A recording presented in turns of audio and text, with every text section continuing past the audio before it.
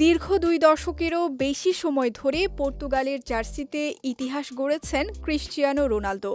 এবার সেই গৌরবময় আন্তর্জাতিক ক্যারিয়ারের পর্দা নামতে পারে আগামী সেপ্টেম্বরেই। আন্তর্জাতিক গণমাধ্যমের একাধিক প্রতিবেদনে দাবি করা হয়েছে, উয়েফা নেশনস লিগে ওয়েলসের বিপক্ষে ম্যাচ খেলেই জাতীয় দলকে বিদায় জানাতে পারেন পর্তুগালের অধিনায়ক।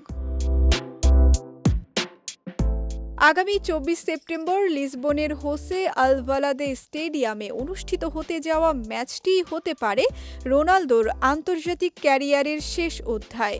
দীর্ঘদিন ধরে চলা জল্পনার অবসান ঘটিয়ে ওই ম্যাচের পর আনুষ্ঠানিকভাবে অবসরের ঘোষণা আসতে পারে বলেও ধারণা করা হচ্ছে।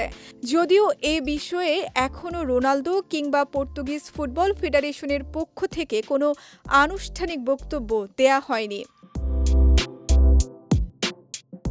৪১ বছর বয়সী এই কিংবদন্তি বর্তমানে সৌদি আরবের ক্লাব আল নাসরের হয়ে খেলছেন এবং ২০২৭ সাল পর্যন্ত ক্লাবটির সঙ্গে তার চুক্তি রয়েছে।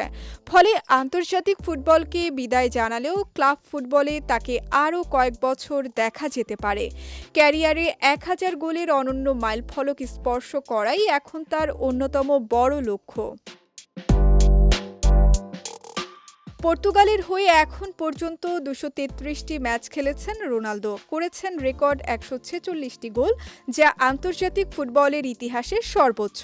তার নেতৃত্বেই ২০১৬ সালে প্রথমবারের মতো ইউরো চ্যাম্পিয়ন হয় পর্তুগাল। এছাড়া ২০১৯ ও ২০২৫ সালে উয়েফা নেশনস লিগের শিরোপাও জয় করে দলটি।